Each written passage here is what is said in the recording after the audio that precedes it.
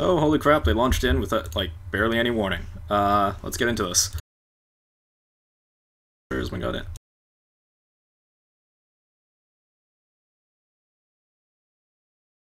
Thank you to both our teams for that super prompt notice. Welcome to the stream. My name is Serialthrax. We are watching the show match between Steel Jaguar Gaming, my very own team, and Imperial, with names that come from all over the place. Very, very good players on both sides. Our first match here is at 375 tons. It is 8v8, and it is on the kind of pretty, very densely foliaged Viridian Bog. And all things permitting, we are not encountering any technical difficulties. There is a 5-minute delay on the stream, so if I'm not responding to your questions, that would be why. Any case, let's take a quick look. This is on Conquest mode. I'm going to hop straight into Atkinson's perspective, because he's doing some pretty aggressive scouting. In red on the sidebar will be your Imperial side, in blue is going to be Steel Jaguar. Now 375 is the lightest of decks, so you're seeing mostly mediums and lights out of both sides. Atkinson, who we're watching right now, is in a 5-star 9S, the medium pulses. And SJR is pushing aggressively. I'm going to switch over to Gummin in the Hunchback with AC-20.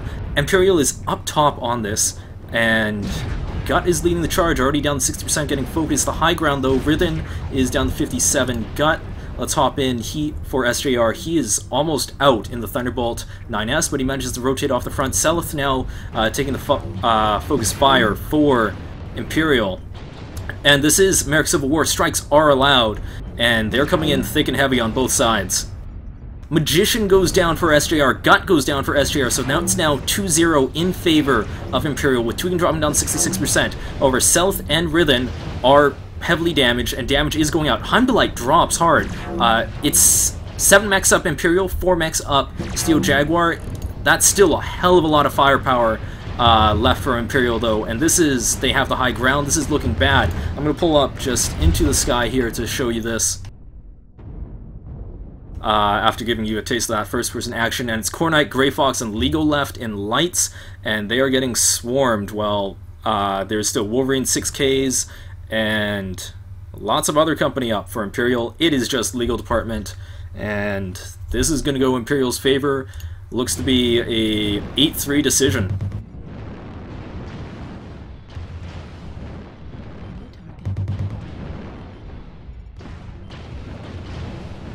As you can see from the damage all down here, light versus light fights, they're just going to focus out his legs, take him off, and cripple his speed. That Wolverine 6K there and Neofighter, he still had just completely full health. He probably could carry that at the end, just entirely by himself. So, sorry for the abrupt start to that, but 375 match, lights and mediums, goes in quick, things die quick, and that was a pretty fast brawl. Now, like I was saying, this wasn't 8v8, it is on Conquest mode, and really, the mode didn't play too much into it. Both took their initial points, and then it was straight into a brawl for SJR, but interesting here is Banana Nut Muffins. He probably got stripped. He only had 94 damage over the entirety of that, despite living, so even though it was only 3 mechs dead, Banana Nut Muffins was essentially out. Unfortunate bug lately is the mechs not showing up, so I wish I could show you everything there, but right now all I've got is pilot names and damage scores. The drop decks were fairly similar. It looked like the SJR side, they went with Thunderbolts as well, whereas the Imperial team opted more for mediums in the Wolverine 6K with those large laser bonuses. And the kicker to that was Imperial grabbing the high ground.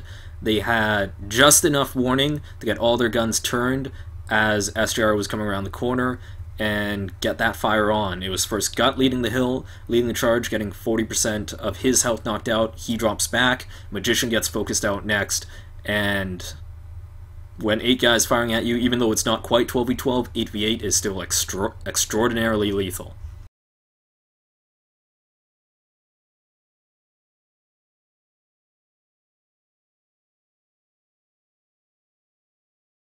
I mentioned this on the pre-show, but I am actually sick, or coming down sick. I don't know, but I felt like shit all day, coughing, etc. So I was saying that if I zone out, please forgive me, and as you saw, just coughing fits. It's not fun. It really isn't fun. But let us see. Oh, and the other unfortunate thing is I'm using map tactic as my sort of after-match debrief thing, and it doesn't have Viridian Bog. So that being said, I don't think there was entirely too much need there for it, seeing as that was quick and brutal. Let me just double check stream is up.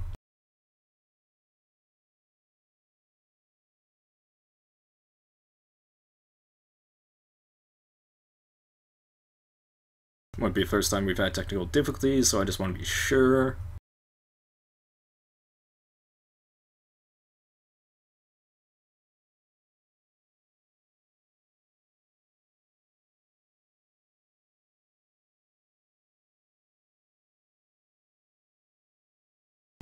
And I will update our score screen here. Sorry about that, guys. I am also soloing this. Normally we'd like to have 2 people, but Raffle is unfortunately busy with school tonight. And actually, speaking of, if you've been following followed competitive Mech Warrior for a while, you would know that Raffle Waffle 49 and myself, Zerothrax, we have not cast in quite a while. But Raffle is coming back to cast now. Both of us are. And we're not competing, but we will be casting, so I'm hoping to be able to sit down with him and get back to our old shenanigans sometime soon. Alright,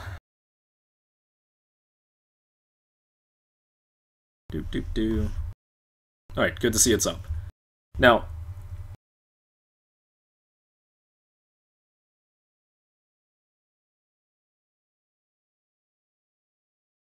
sorry guys.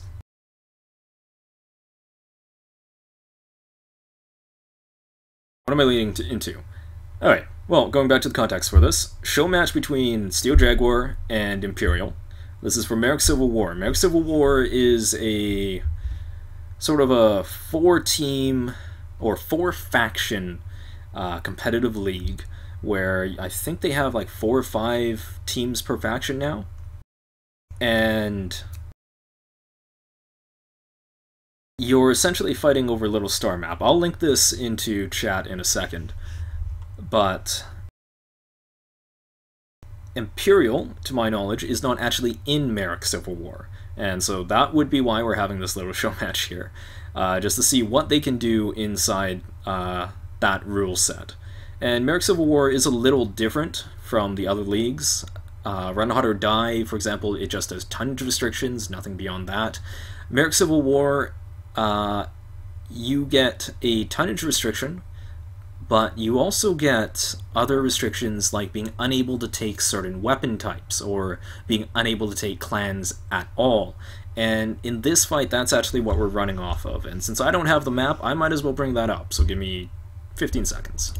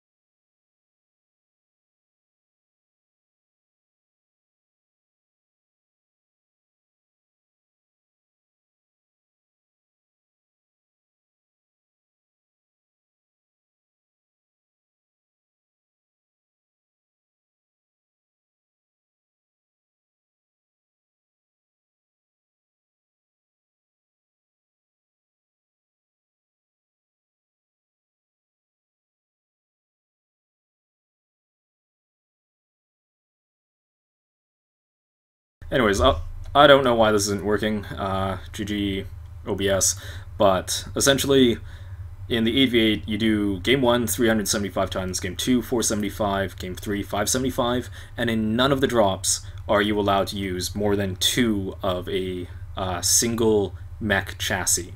For example, you can only use 2 Jenner Fs, or you can only use 1 Jenner F and 1 Jenner D in a drop. And like I said, there are restrictions on top of that. For this show match, the additional restrictions are no clan mechs, no regular non-streak SRMs, and no ECM. And so, yes, we do have a pure inner sphere drop deck going in there, and benefiting quite largely from the quirks that were put in. I'm sure you're all familiar, and recently reworked about 2 weeks ago.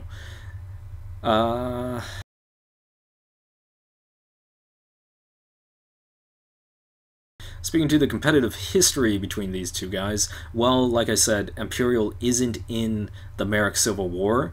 They are in the MRBC League, which is skirmish only, divided into brackets, 4 teams per bracket, and they've fought twice so far this season, and they've traded decisions. It was 3-2 in their first match, SJR took that one, and it was 4-1 Imperial's favor in the second match. So that would be overall a 6-4 decision in Imperial's favor. Shouldn't I also said I was going to fix the score screen?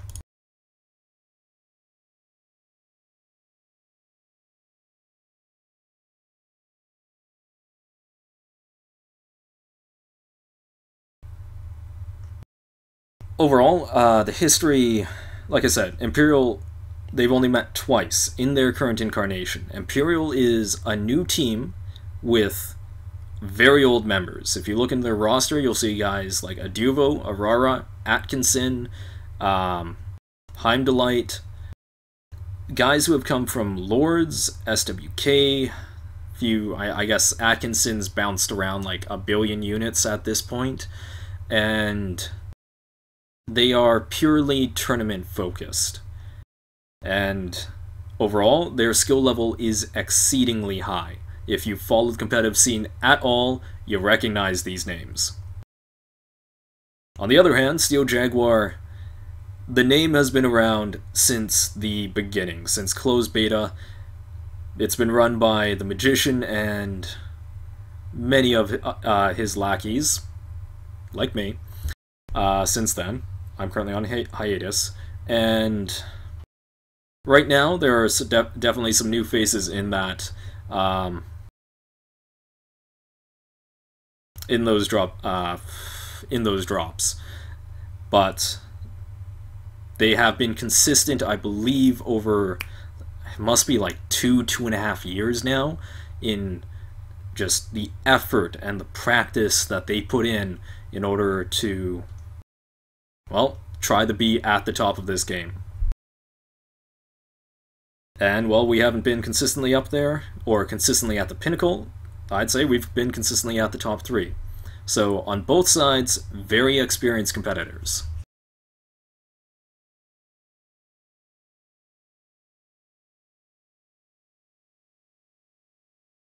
Okay.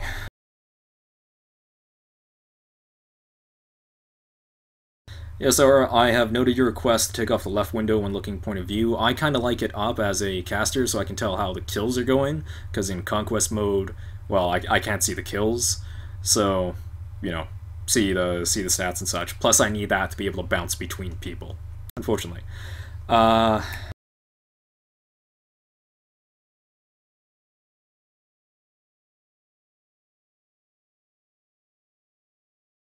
they're still taking forever to get the second drop readied up.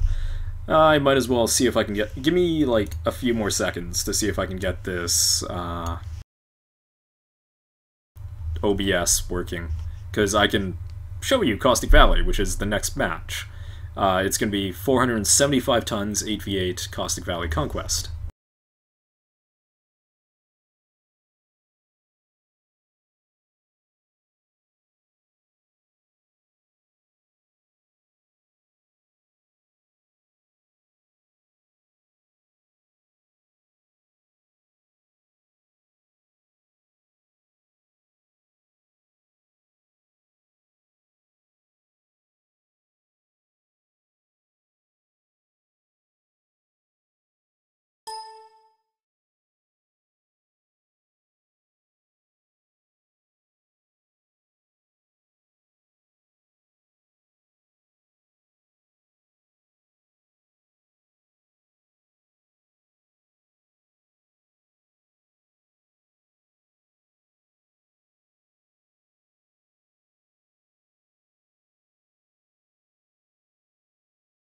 Almost there, good. Ah, god damn it.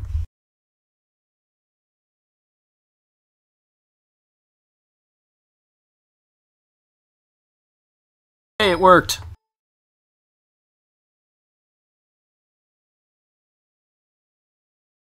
Great success. Okay, great success. Thank God that finally stopped messing up on me. Like I said, I don't have the Viridian Bog, but we do have Caustic Valley up. It is, I think...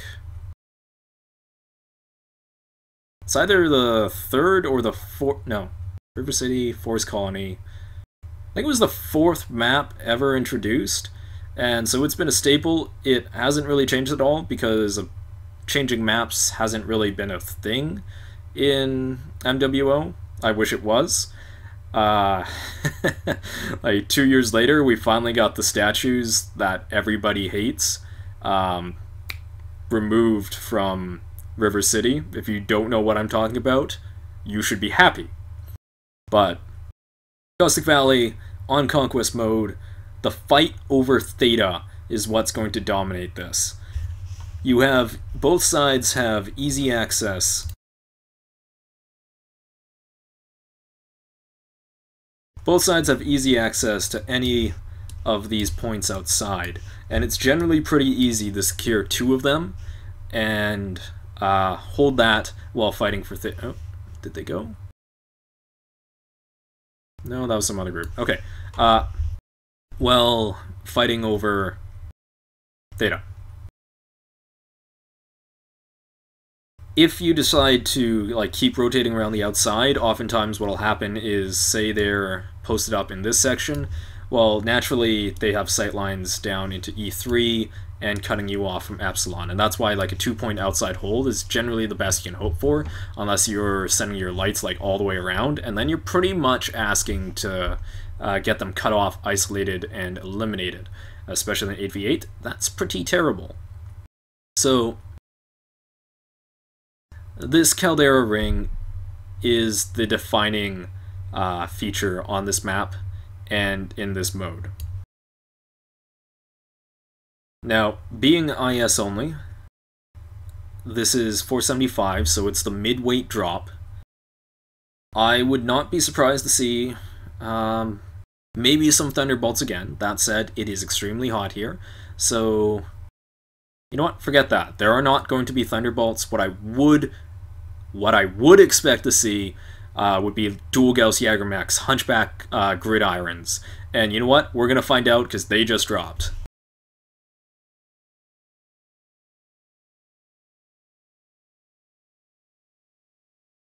And let's make sure I switch the scene, because I've forgotten to do that plenty of times before.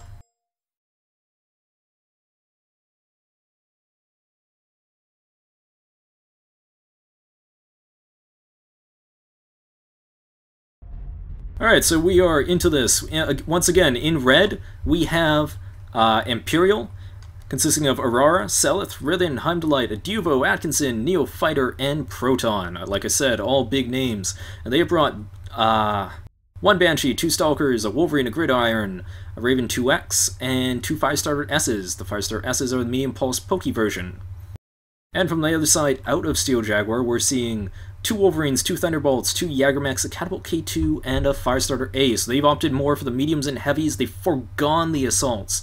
This will give them a little more mobility, well, not quite as much durability in a straight-up trade. You see back here on the ridge that Imperial is setting up long range with these Stalkers. Those are probably large lasers. The quirks on the fore end are so good that you do not care that this is a heavy map. This is a hot map. This Banshee 3E, that's going to be triple AC5, 2 large laser, and that's going to be laying down some sick DPS. Now, I'll get back to that topic later, but let us hop in and see what our teams have seen. So far, just marginal damage going around on both sides. Aurora is going to be in... ooh, a Raven 2X with triple large laser. That has kind of taken over the role from the Raven 3L. It doesn't have the ACM, but it has the similar poke. Here on the main map, you see that EMP is rotating around the right side of the C4, and Red has managed to take Kappa, so that Imperial has Oh, the center point.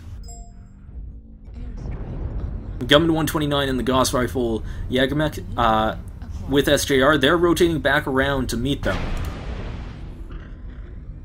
This is going to be quick and brutal in C3, I feel.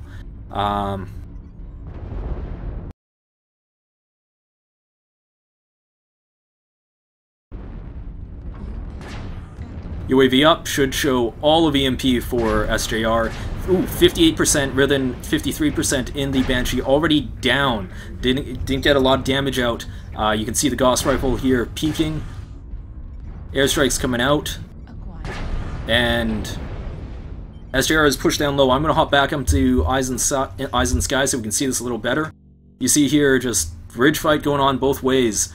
Plenty of damage going around. I'm going to pull out the sidebar here so that we can see exactly those percentages. And it is 2 mechs down for Imperial. Lead going to SJR. Seleth as well, dropping quickly, 45% down. Heimdallite also down to 34%, and SJR is pushing this in. They've got a duo on their back, but that's not enough. He gets legged and killed. And let's hop down into Aurora. Let's go with Atkinson. And this Firestarter 9S trying to get everything off the back, but all of the heavies are down for Imperial, and this is really bad. It's, yeah, 6 kills to 2. And a lot of those mechs are fresh. As you see at the top, the caps are only 200 to 112. Conquest games, they end at 750, and they really don't go that fast. Wow. Dual Gauss murders lights. That has been known for quite some time. That velocity is just incredible. You barely have to lead. And although they're fragile, that heatless DPS, essentially, it just murdered its way through the EMP team. And you can see here in the Banshee, 90 damage. And when you're investing 95 tons in it, out of your 475 available, you gotta get a bit more mileage out of that. Overall, on the SJR side, a very, very even damage spread. And respectable numbers coming out of EMP, despite losing Rithen early. A lot of these mechs, they were in their 60s and 70s, but with that aggressive movement, with that flex out low, it was hard for EMP to call a focus fire target. And SJR takes game 2. We are back all tied up.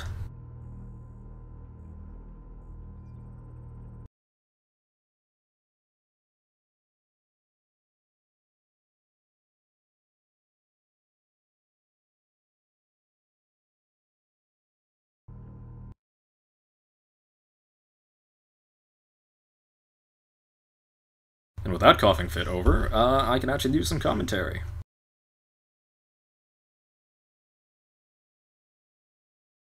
I think every time I go into MWO to spectate the match, it breaks my window capture on OBS, and that's what's happening here. That means every single time... What if I just... Oh my... Wow, I'm dumb. I should have just turned it off and turned it back on, and it works.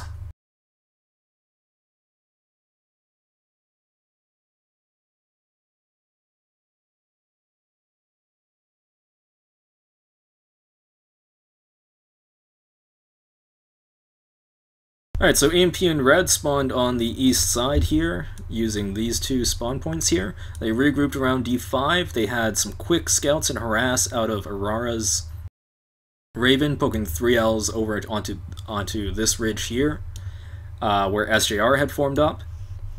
And they started rotating to the left. They eventually established on this sort of spine here. SJR, they scouted this with their 1 light, they moved up, they established a good firing line here, strikes went out both sides, but the thing here is that the Banshee, now I was going to talk about this during the drop, but it was over quick and brutal. This is my personal opinion, is that the Banshee is horrible at trading. If you compare it to all of the other sort of alphas that are flying around, yes, it has monstrous DPS, but it's only chucking out 15 damage at a time. And especially when clans are in, like even with the Wolverine,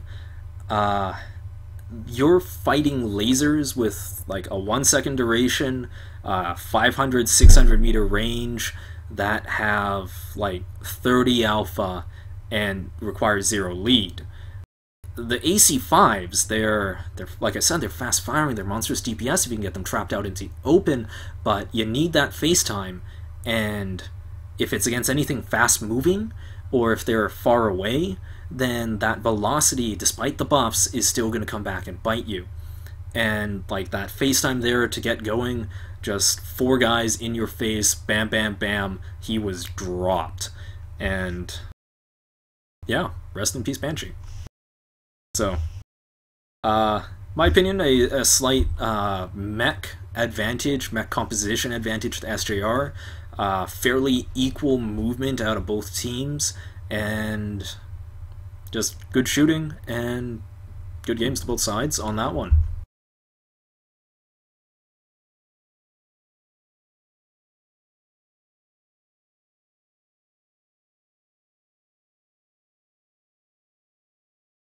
No, what am I doing? Let me update the score quick.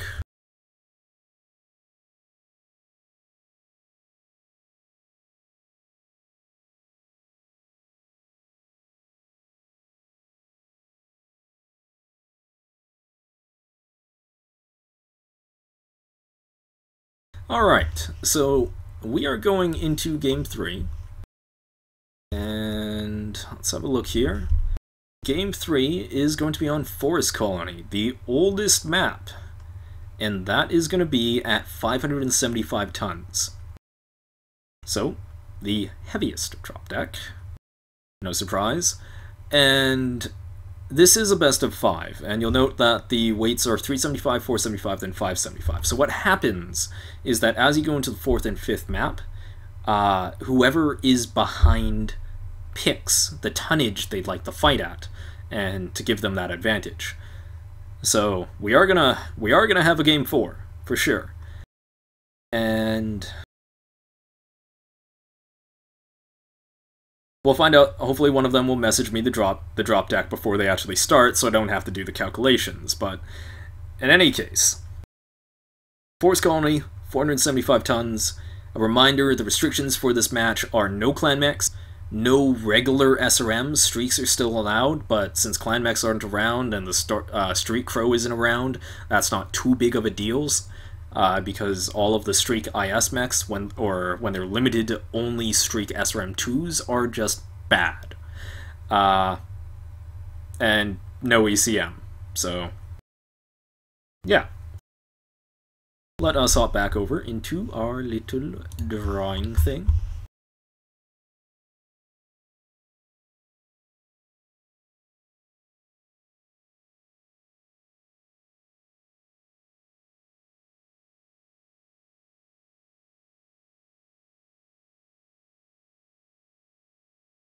Now, one thing I'll point out is that arguably SJR is more familiar on Conquest. They have been actively participating in Merrick Civil War this turn. They've had great games against 228th. I'm not saying, like, great matches, I should say, because those were some of the closest, like, consistent Game 4s, Game 5s that you'll see. And if you can go look up some of those old 228th versus, well, not really old, but they're like 3 weeks old tops, matches between 228th and SJR, do so. They are fantastic viewing. Like, not to spoil it, but I think one of them comes down to like a Game 5 with 3 mechs alive, and yeah. All of which are crippled. Anyways, Forest Colony, oldest map. Actually, digressing back again, one of the other reasons why I say that SJR is more familiar with Conquest, the Invitational 2 or the Invitational Season 2, I don't remember what the exact name for it was.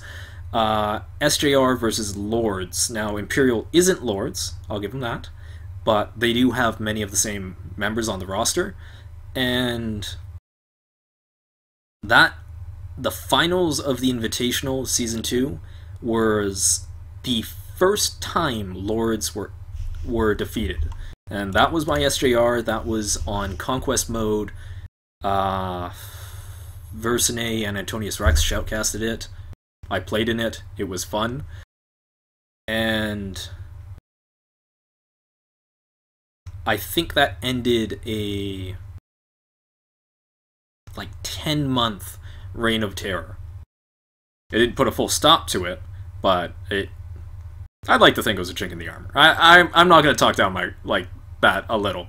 I mean, I was there. I'm proud of it. Anyways, that was done on Conquest, so EMP Lords, I'd say they are, bar none, the best at skirmish. But here we are, American Civil War, Conquest mode. Now, they do have, like, 3 or 4 players from SWK. SWK was very good at Conquest, and that may have improved how they approach the matches. And with all of that reminiscing aside, let us get back to this map. Force Colony, the oldest one in the book, and lately we have seen some heavy play involving the water. For those of you unfamiliar with it, and how it plays out, these sections on the hill, C2, and this ship spawn are diametrically opposed and gives you long lines of fire here to try and make your good trades off of. This distance is probably about 800 meters, so that's outside. You're safe from brawling. You've got plenty of eyes around that can just flex your force over back and forth and get a good firing line to save you from brawling. So if you bring a range deck on Force Colony, this is what you do. You go water. And generally, it is a little stronger because from either of these two positions, you have good overwatch. Well, not complete overwatch, but you have denying lines of fire onto Theta. The only block from these lines of fire are the big rock here, SJR, we call that Pride Rock, and like some small buildings and gullies up and down that. So if you can control Theta early, you can control Kappa, and you can control your spawn point, or vice versa, you take Epsi, Gamma, and Theta, then you deny quite a bit of passability. Because going through the cave back in here it takes forever, and if you get scouted, then that's perfect time to get cut off and killed, or to get your main body pushed and focused down.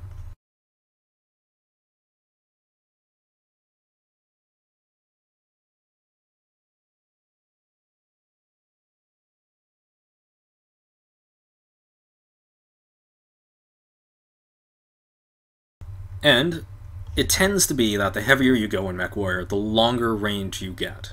It used to be that this was a hard and fast rule, where you'd start going to like a Dragon Slayer, a Highlander, and you... Oh, they dropped. Thank you for the warning, people. We are so good at this.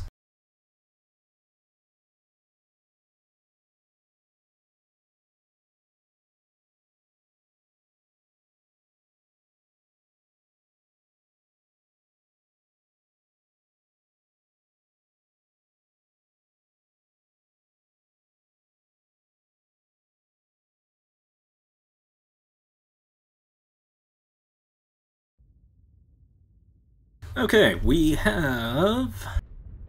In blue, as a reminder, Steel Jaguar. They have brought 2 Wolverine 6Ks, 2 Thunderbolt 9SEs, Stalker 4N, a King Crab, that's going to be dual Gauss, a Jagermech, also dual Gauss, make that 2 Stalker 4Ns. And from the other side, we have Aurora and the Raven 2X, 2 Firestarter 9Ss, 2 King Crabs, 2 Stalkers, and a Banshee. So they've foregone the mediums. They've got a full 5 Assault, 3 Light strategy.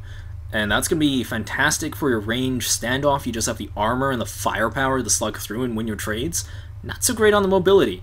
So if SJR scouts this, they could abuse it and just use their faster speed in those mediums.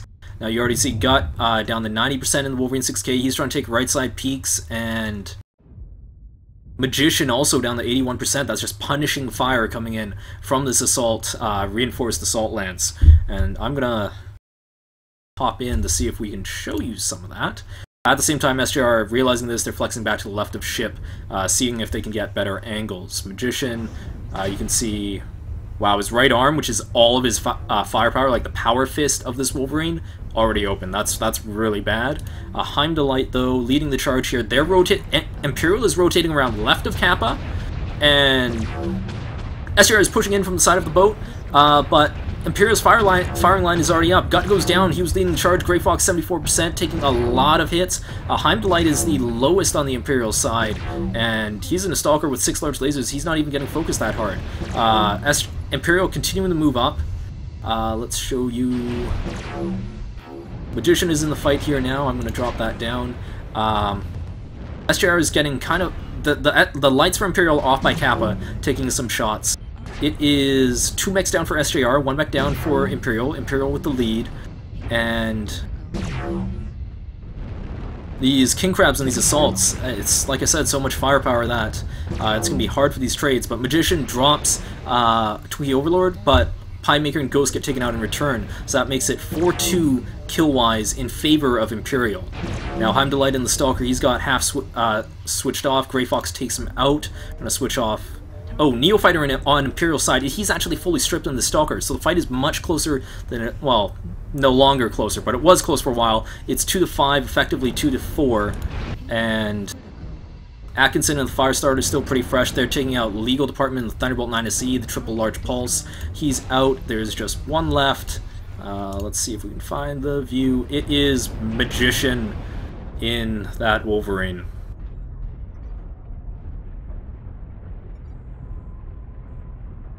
Neofighter just having some fun here, but I'll spare your eyes. He's gonna get, and yeah, he gets run down by, Magician gets run down by the lights, and he is dropped. So yeah, that was quick and brutal.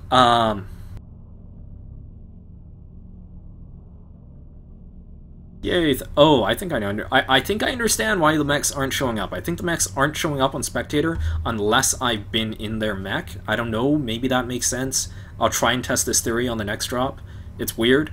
But Imperial takes that fight 8 kills to 3, essentially 8 kills to 4, with Neofighter being stripped. High damage numbers all round. Gut leading the charge, though, for SJR. He got cut down by that just brutal firing line. Only 76 damage coming out. And you can see the scoreboard tells the story of who gets focused out next.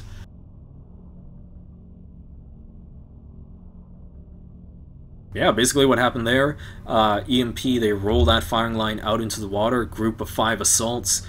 You approach that from the wrong angle, or you don't have all your guns out, and you're going to get punished, and that's what happened. I'll draw it up on the map in a moment for you guys. After I'm done coughing.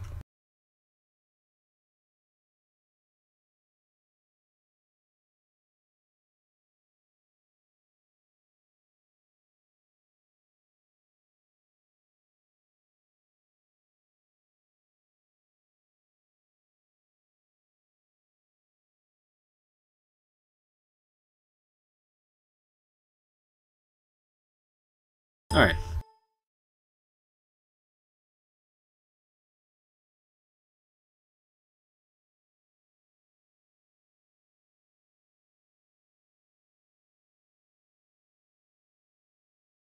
Alright, so SJR, they had the low side spawn. They had brought that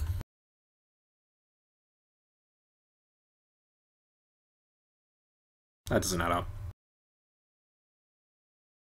They didn't have any lights. That's why it's not adding up. I believe they brought 3 assaults, 3 heavies, and 2 mediums in the Wolverines. So it would have been 2 Wolverines, 2 Thunderbolts, a Jagermech, King Crab, and 2 Stalkers. Yes, that's what they had. They moved out into the water. They're Wolverines with right side mounts. They tried to peek out here and here, getting your long sight lines down into here. EMP, though, they had brought 5 assaults, 3 lights. The lights quickly picked up Kappa. And then the heavies, they grouped up, they rolled down here in force, and when those Wolverines poked out, you got like 2 King Crab Stalkers with large laser, like just absolute hexa laser drill. All that just focusing you down off a split-second trade. like Gut losing 10%, Magician losing 20%, and getting his arm opened up.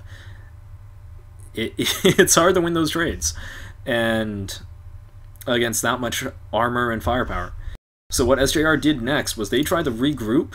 They tried to regroup here and swing out to get an entire firing line and perhaps outmaneuver these assaults and use their agility to advantage. The problem was that at the exact instant they crossed this corner where they're all bunched up and leading out one at a time, EMP had continued pushing aggressively. SJR did not see this because they had pulled their eyes back. They weren't just turtling up in this back area, they had pushed out. They had pushed all the way out to here, and every last one of those assaults had the angle it needed to just massacre the first person around, and that was Gut. And I think he disappeared in about 3 seconds, so yeah. And that's kind of the downside to the drop deck SJR brought, was that you're relying on the mediums for your eyes, and after that first initial poke, where you can't take it, you're blind, you don't see the push coming, and really, I think that was super smart maneuvering out of EMP. And props to them, because if they had been all the way back here and stationary, I believe that push for SJR would have worked really well. It would have forced EMP to try and react with those slower assaults to try and bring them around the corner, and the situation is flipped, where you're giving SJR all of the easy focus fire targets. At the same time, if you don't do anything, then you're giving like the Dual Gauss King Crabs, the Triple Large Pulse Thunderbolts, the chance to knock out some of the lights who had been peeking down this way, and perhaps getting you up a mech or two. Not a lot of tonnage, but lights can get very powerful in the late game, where there aren't as many mechs to cover the different fields of fire, where there aren't where there are crippled mechs that just need a tap to finish them off. Lights become exceedingly important. But wasn't so. Semi-blind push, semi-blind countered. So that puts EMP back on top 2-1.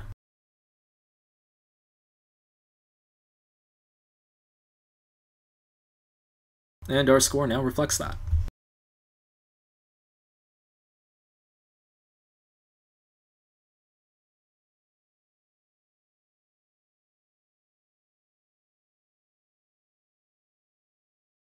Just catching up on chat, making sure I'm not missing anything.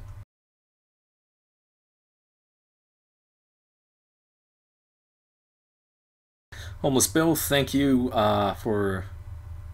Yes, Mag's mech was not revealed, theory is denied. Damn it! So, basically, shit's broke, yo! PGI, fix your shit. It's really fucking annoying.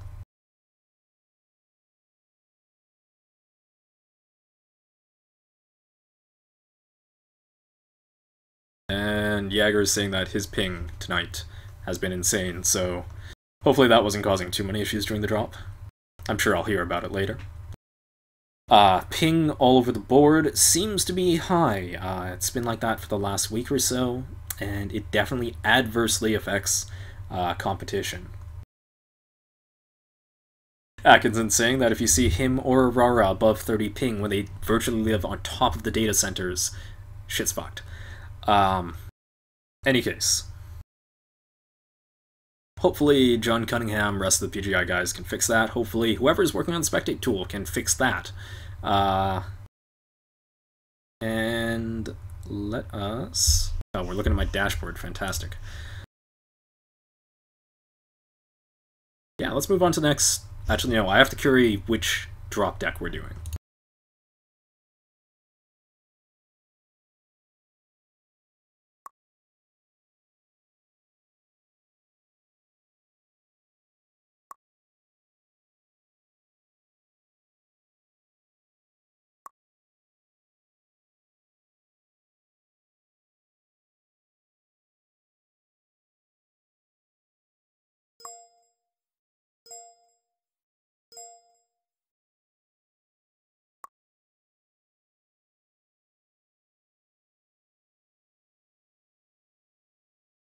Okay, I just got word back from Adiuvo, thank you Adiuvo, or Mr. Z, that it is going to be the 375-ton drop, and let's check the notes, that is going to be on Tourmaline. If you're wondering what I'm looking at, I am looking at Outreach HPG. I mod that shit. Please, if you don't know what it is, and if you don't know what it is, I'm wondering how you're here, check it out. It's got good resources, constant discussion. I think it's better than the forums. Forums are cancer, but you may think that Reddit is just for grognards, but who knows. Any case, Tourmaline Desert, 375 tons, the lightest one, which is, I think, an interesting choice, because on the Viridian Bog match, it didn't end all that well for SJR. That being said, Viridian Bog, Tourmaline Desert, completely different kettle of fish. So, let's have a look.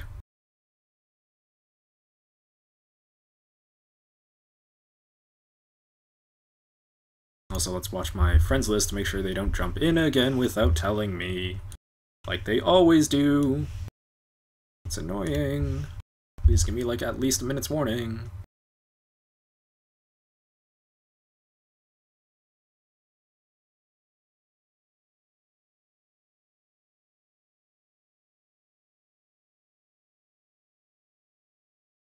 Yes, okay, refocus.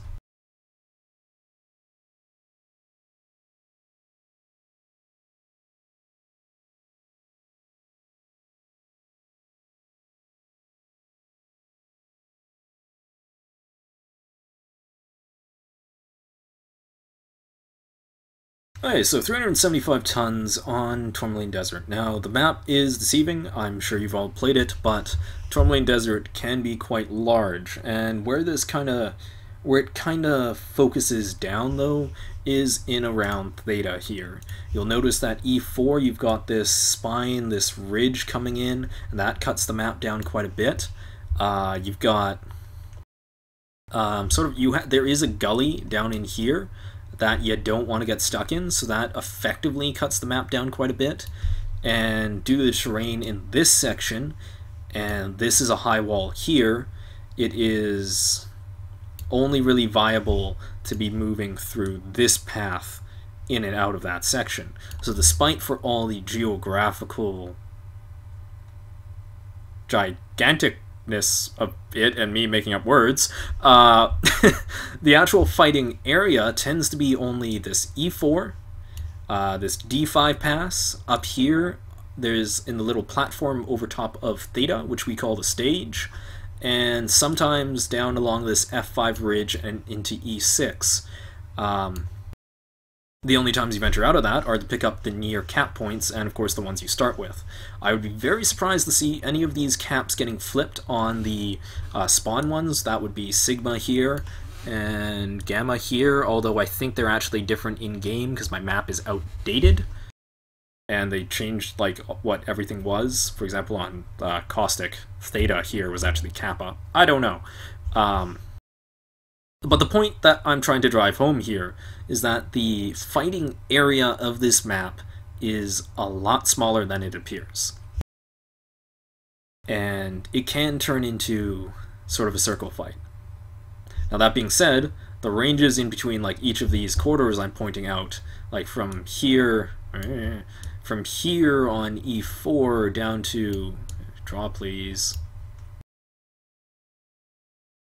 from here on E4 down to like the D5 sort of ridge gap, that's going to be about 600 meters, so it's not a small distance to close by any means. Mid-range to long-range weapons are still pretty good, as long as you're not shooting the invisible hitboxes that are on the tourmaline crystals frickin' everywhere. PGI, please fix. However, at 375 tons, everything is nice and fast and brutal. And if there were SRMs around, I wouldn't be surprised to see a team go into that sort of composition, a fast, brawling team. However, without SRMs, and with, honestly, there have been complaints in like the last week or so related to that ping I would be surprised to see a full Brawl team, because SRMs really are the mainstay damaging weapon, and they dropped without warning. Thanks, guys. TLDR, I would be surprised by brawling unless it's all lights. Pure Brawl, that is.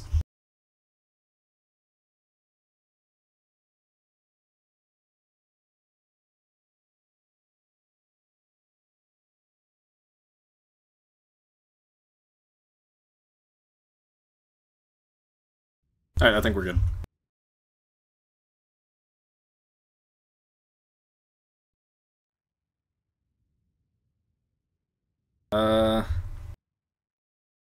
Match hasn't started, so there we go. So I was just staring into a Torm lane. Once again, blue is SJR. We've got Soul Gut, Magician, Legal, running up 2 Wolverines and 2 Raven, 2 X's. Those are going to be large lasers, 3 Ls. They pick which side they spawn on, so they're going to try and get some fire out onto the EMP team, which is spawning here. Ooh, a Dragon 1N. Gridirons, which have ridiculous Gauss fire rates, and Wolverine 6Ks, your standard large lasers, Dragon 1Ns, your dual AC5s, spitting them out like pretty much as fast as AC2s.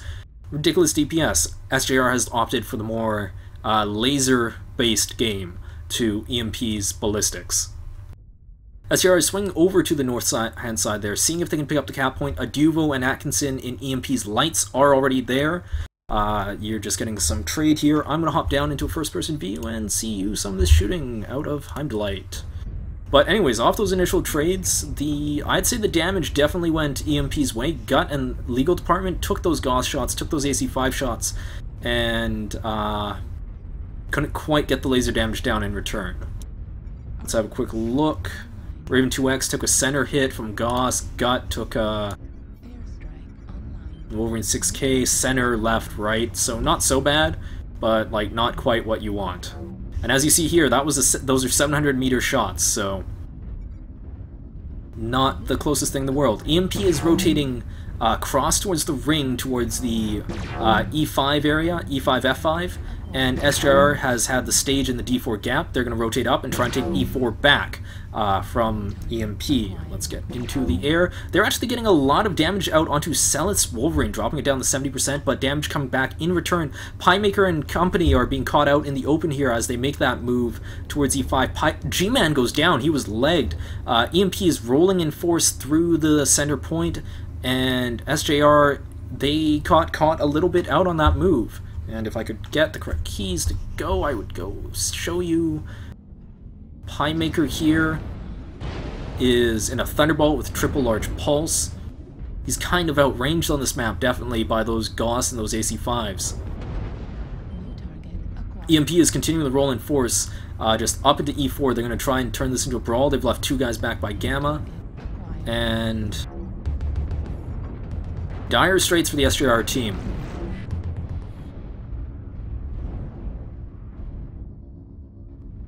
Once again, just up in the air. Now, the equalizer here could be the strikes. If SJR can get some good ones off onto the EMP formation. But once again, SJR is trying to drop back, trying to find a different angle, but they're getting caught out in the open. Aduvo down low is getting good fire in. Guts down to 37% and stripped. 5 mechs are down from SJR. Not a single one down from EMP, and that is going to be good game.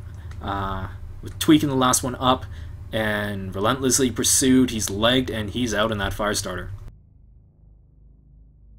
So yeah, 375 tons, quick and brutal. And really there, again, it was a question of the timing of the maneuver from SJR and where EMP was, in order to be able to get shots out and counter it, and be able to trade 8 or like 5 or 6 versus 2 or 3. I can't get this to go away, but in any case, Aduvo, being the absolute worst person on the EMP team and now being carried the victory, only doing 89 damage.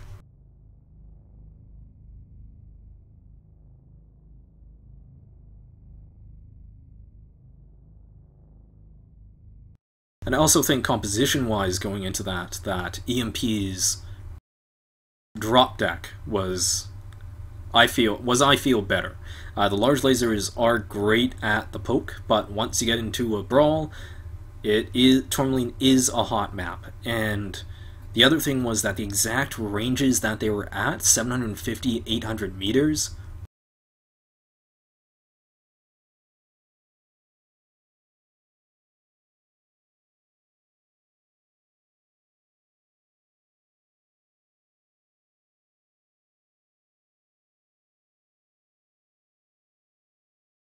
sorry guys, Glorious Leader the Magician being bad and spoiling match results in chat.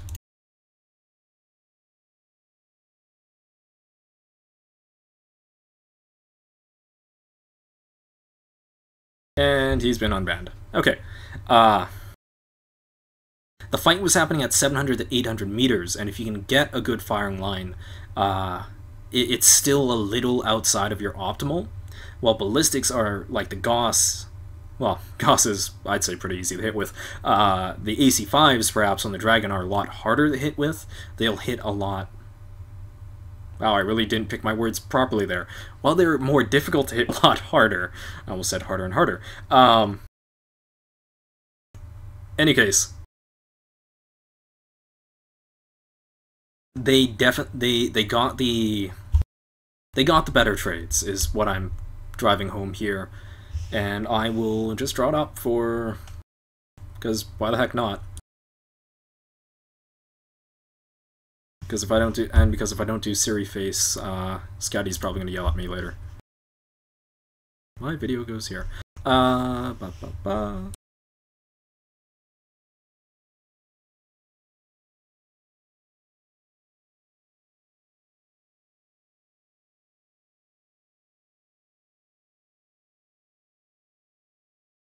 so EMP spawned here and here, and they immediately consolidated along the E4 ridge. They put all of their snipers at the near spawn, so they're there almost instantaneously.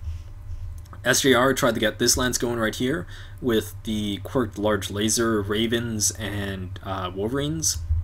They tried to push up to this opening quickly and cut over to here, while perhaps getting a few peck shots off the bat. But EMP had already established. They knocked out perhaps, I think, like 20% off a Raven, 10% off Gut. Poor Gut. He's just been focused terribly tonight. And so initially, even that initial positioning advantage went EMP's way. Rest of SJR team regrouped, took D5, took into the stage. EMP decided they weren't going to get good trades against the full spread out firing line, because it's one thing when everything you're shooting at is one spot and they're dumb and they peek at once, but if you've got guys like here, and like over here in a full arc against you, and they're like being reasonably coordinated when they peek, then it's going to be much tougher. EMP took whatever the center point is here. As they rotated out to try and relocate, SJR saw the relocation happening, and they surged forward to try and take E4 back. And this is where, sort of in the last match, where the timing of the push was just a little bit off.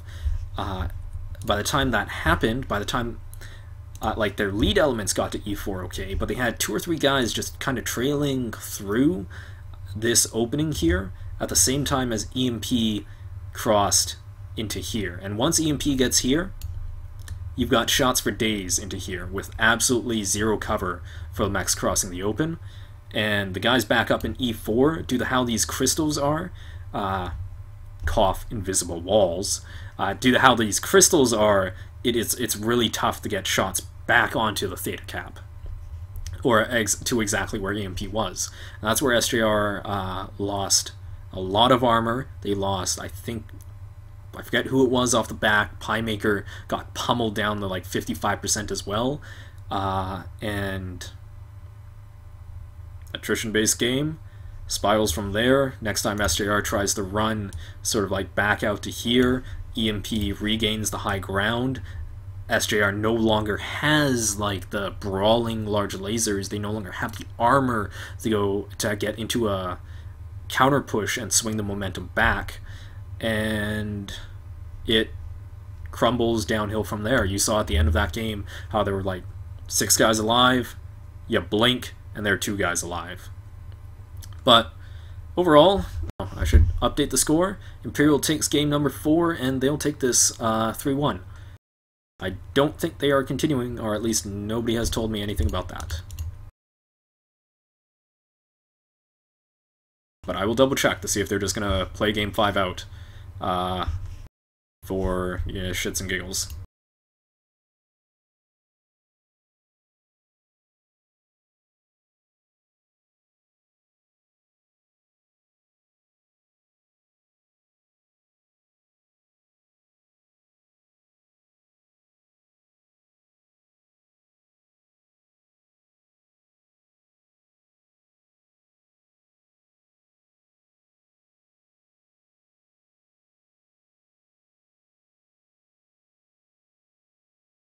Alright.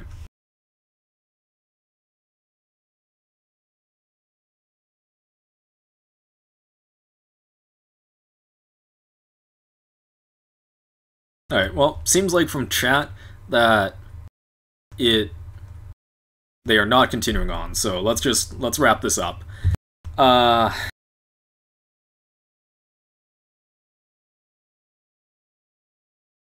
Now, one thing I didn't actually get a chance to talk about. Alright, well, 2 things, I suppose. One, yes, this was a Merrick Civil War show match. EMP is not in Merrick Civil War. They wanted to test out the rules, scrim against SJR, and I figured I should cast this to try and show you some of it. Merrick Civil War is a planetary league. You do like 1 battle a week, you fight over territories. I'll link that in chat.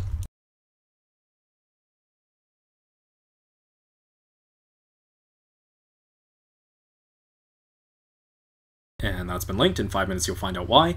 And the other reason why I am casting, if you have been living under a rock, or you don't pay attention to Outreach HPG, cough, shameless plug, is that Heimdelight, Homeless Bill, and a couple of others have been spearheading a movement that they call the MechWarrior Online League Network. And to kick it off, we are having a cash tournament. Right now, I think the prize pool stands around $1,700. It can only go up, and it can only go up because it is all based off player donations. It can be divvied up. It's going to be a double elimination tournament. Everybody is welcome to join.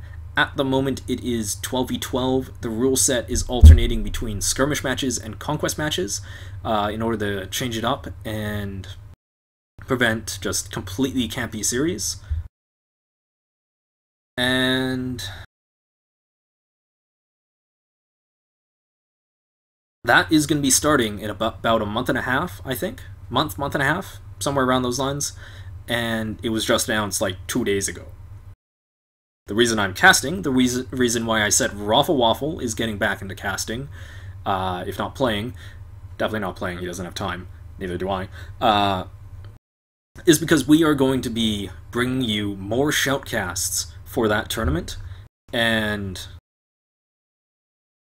hopefully we'll be getting some in, like just on the side here and there. It's definitely a lot more fun. Like, I enjoy doing these solo casts, but in terms of viewing quality, it's a lot smoother for all of you guys when you don't have to put up with me being an absolute shitlord at OBS. And like my production value, the production value is higher. Plus, yeah. And we can like get good spectate going where Raffle controls the cam and I get to fly around checking out everybody's loadouts. It's a lot better. Just trust me on that one. But I'm super excited for it. I know Raffle is as well. Like I said, Homeless Bill is the sort of like administrator slash respectable good guy fronting it, while all the rest of us like get our giggles in the back and nobody knows. And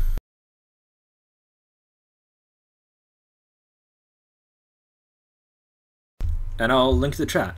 But other than that, I'm I'm gonna cut it short. I don't think I have a lot more to say, other than I think my voice is finally destroyed.